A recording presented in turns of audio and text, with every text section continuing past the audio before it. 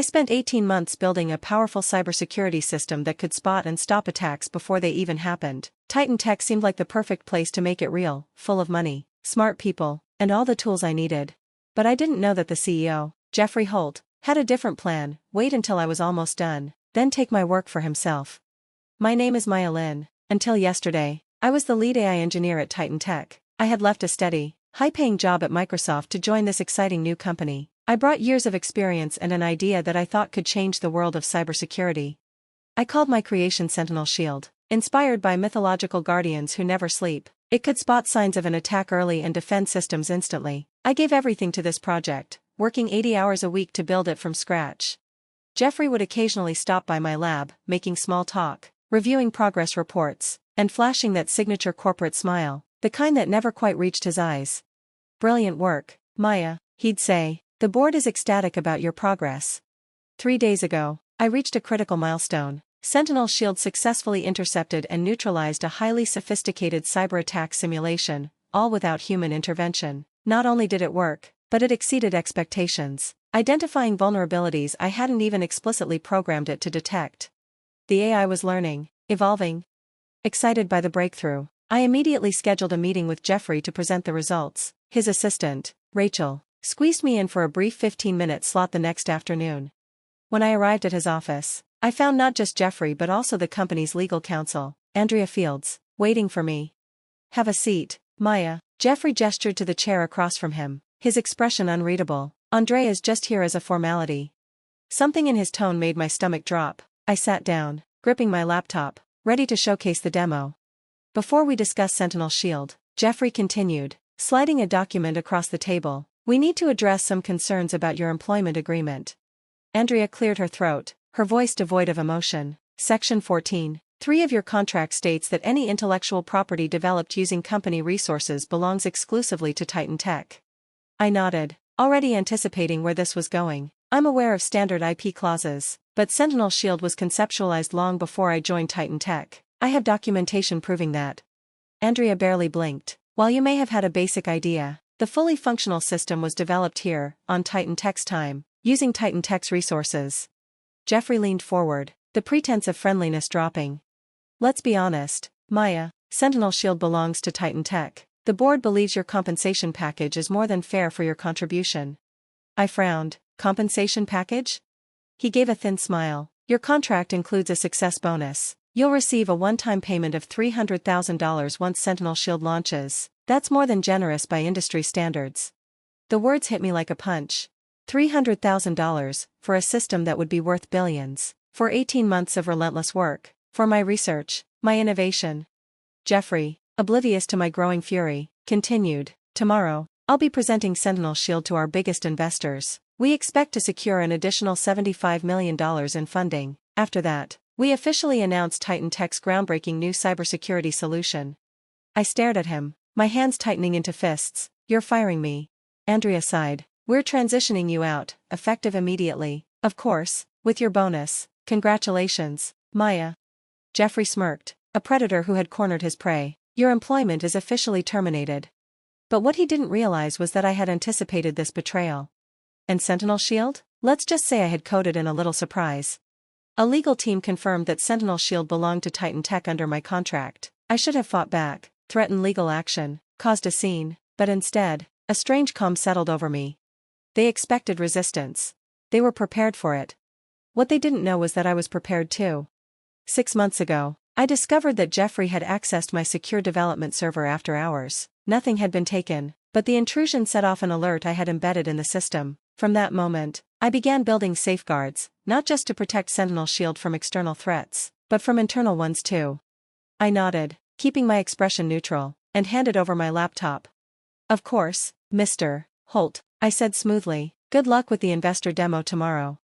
Security escorted me back to my office, watching closely as I packed my personal belongings into a cardboard box. I left the building, badgeless, carrying that box like every other corporate cast-off. But unlike most, I wasn't leaving empty-handed. I smiled to myself, thinking about the special piece of code I had embedded into the presentation, set to activate exactly 10 minutes into the demo. That night, I didn't panic. I didn't scramble for revenge. Instead, I ordered takeout. Watched a few episodes of a mindless sitcom, and waited. At exactly 9:30 p.m., my phone rang. It was Rachel, Jeffrey's assistant. "He wants to see you," she said without preamble. I glanced at the clock. "It's almost 10 o'clock. He says it's urgent," she replied. "A car is already on its way." 40 minutes later, I was back at Titan Tech, escorted into the sleek conference room. Jeffrey sat alone at the head of the table. His usual polished, confident demeanor was gone. His tie was loosened, his hair a mess, and the veins in his temple were visible from where he had run his hands through it repeatedly. "Fix it," he snapped the moment the door closed behind me. I took my time settling into a chair, deliberately slow. "Fix what, exactly?" "Don't play games, Maya," he seethed. "You sabotaged the demo." I arched an eyebrow. "How could I? I've been gone for 24 hours. Security watched me clean out my desk. I didn't take any devices. I didn't access any systems." Jeffrey slammed his hand on the table. "The test run crashed the entire system. It started flagging threats that don't exist, generating thousands of false positives. It's completely unusable." I tilted my head. "Sounds like a technical issue," I said, feigning innocence. "Have you tried turning it off and on again?" His face flushed, angry. "This isn't funny. We have 12 major investors coming tomorrow. There's $75 million on the line." "Your investors," I corrected. "Your system." Jeffrey took a deep breath, forcing himself to regain composure. When he spoke again, his voice took on that same smooth, persuasive tone that had convinced so many, including me, to trust him. "Look, perhaps we were hasty yesterday," he said. "I'm prepared to discuss a more equitable arrangement, co-creator credit, a larger compensation package, maybe even some equity." I leaned back in my chair. "What exactly happened during the test run?" Jeffrey hesitated, debating how much to reveal.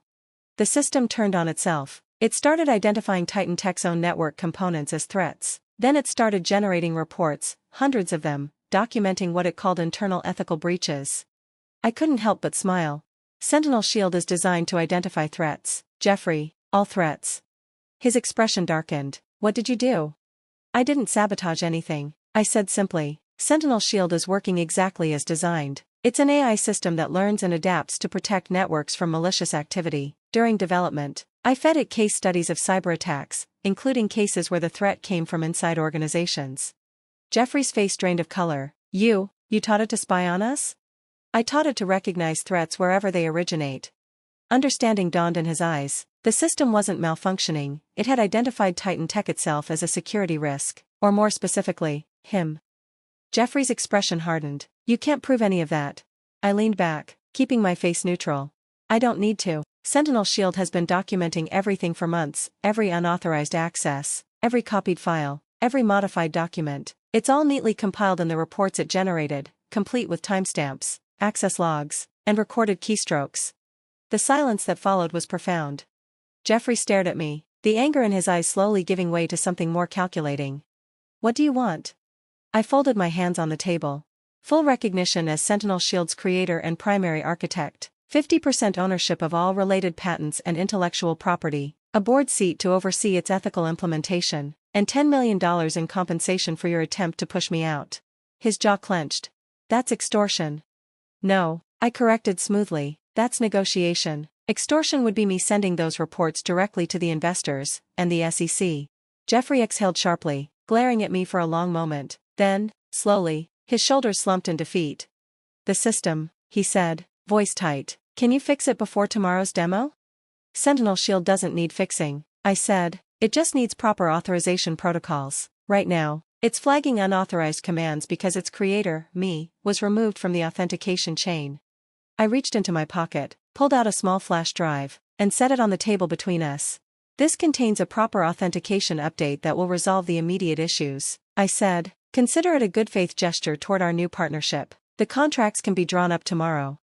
Jeffrey stared at the drive, then at me. "And if I refuse?" "Then Sentinel Shield remains broken," I said simply. "Your investor demo fails, and those internal ethical breach reports find their way into some very interested hands." For a moment, I thought he might argue, but then, with a resigned exhale, he reached for the flash drive. "You planned this all along," he muttered. I smiled. "No," I corrected. "I hoped it wouldn't be necessary, but after finding you in my secure server 6 months ago, I built in protections, for the system and for myself." His eyes narrowed. "How did you know I'd try to cut you out?" I stood, picking up my bag. I admitted, but Sentinel Shield is designed to recognize patterns and predict threats before they materialize. I gave him a pointed look. I guess some of that rubbed off on its creator. The next morning, I arrived at Titan Tech as the newly appointed co-founder and chief technology officer. Jeffrey introduced me to the investors with a smile that never quite reached his eyes. The demo proceeded flawlessly. Sentinel Shield neutralized every simulated attack thrown at it with elegant precision. One investor, clearly impressed, turned to Jeffrey with an eager question. Amazing system. What inspired its development? Jeffrey hesitated, just long enough for me to enjoy the moment. Then, with barely concealed reluctance, he answered, "It was actually Maya's brainchild, her vision from the beginning. Titan Tech just provided the environment for that vision to flourish." I smiled, stepping in to handle technical questions. As I spoke, my phone buzzed with a notification. Sentinel Shield authentication restored. Threat neutralized. System integrity restored. Creator protections active. The AI was learning faster than I'd anticipated. It had recognized a threat, neutralized it, and safeguarded its future, just as designed. 3 months later, Sentinel Shield had its first commercial implementation, preventing a major cyber attack on a global banking network. The incident, which could have resulted in an estimated $340 million in damages, instead solidified Sentinel Shield as the gold standard in cybersecurity. Jeffrey and I maintained a professional relationship. He focused on business development, where his skills were genuinely valuable. I led technical innovation, where my expertise was irreplaceable. We were not friends, and we never would be, but we had reached an equilibrium that worked. Sometimes I wondered if I could have handled things differently, taken legal action, fought it out in court, but in the end, I had built something too powerful to be stolen, and I had ensured that no one, not even Jeffrey Holt, would ever control it without me. Jeffrey's attempted betrayal had revealed something far more important than just corporate greed. Technology is only as ethical as the people who control it. That realization became the foundation of how we now deploy Sentinel Shield. Every implementation includes robust ethical guardrails and transparency protocols to prevent misuse. The system doesn't just protect networks, it protects itself and its users from being exploited. Last week, as we celebrated Sentinel Shield's successful public offering, valuing the company at $4.2 billion, a young developer approached me at the event. "What's the secret to building something so revolutionary?" she asked, eyes filled with ambition. I smiled. "It's not about the code," I told her. "It's about understanding that the greatest security threats often come from where you least expect them." The real challenge wasn't just creating technology, it was ensuring it could adapt, evolve, and defend itself, without compromising its core integrity. Build systems that can recognize threats, adapt to them, and neutralize them, while maintaining their ethical foundation, I said. The developer nodded thoughtfully. I glanced at my phone, where a quiet notification from Sentinel Shield appeared. System integrity secured. Threat neutralized. Protections active. Just as it was designed to do, just as its creator had learned to do. "I want to hear from you." After everything I went through, being betrayed, ignored, and nearly pushed out of my own work, I came out stronger, wiser, and more in control of my future. But I didn't do it alone. I had my skills, my instincts, and most importantly, my determination to fight for what was mine. So now I ask you, what would you have done if you were in my shoes? Would you have taken legal action, walked away and started fresh? Do you think I did the right thing by turning the tables on Jeffrey and keeping my place at Titan Tech? Leave a comment. I want to hear your thoughts, your stories, and your advice, especially if you've ever dealt with betrayal at work or had to stand up for yourself. But more than that, I hope you take something away from my story. Here's the biggest lesson I learned. You have to protect what you create, your career, your ideas, and your boundaries. No one else will do it for you. You are your own first line of defense. Don't assume others will treat you fairly just because you treat them fairly. Be ready for the worst, but aim for the best. Now think about your own life. Is there somewhere you need to speak up? Maybe at work, in a relationship, or on a project you care about. Whatever it is, don't let someone else take credit for what you built. So here's my challenge to you. Stand up. Speak out. Share your thoughts. And let's start a real conversation about protecting what's ours.